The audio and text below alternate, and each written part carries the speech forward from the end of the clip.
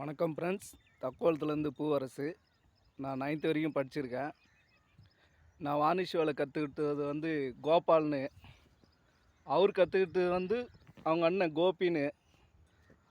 அவர் கோபி அண்ணன் கற்றுக்கிட்டு வந்து பெரியவர் கோவிந்தசாமி. அவர் சென்னை ஆள்.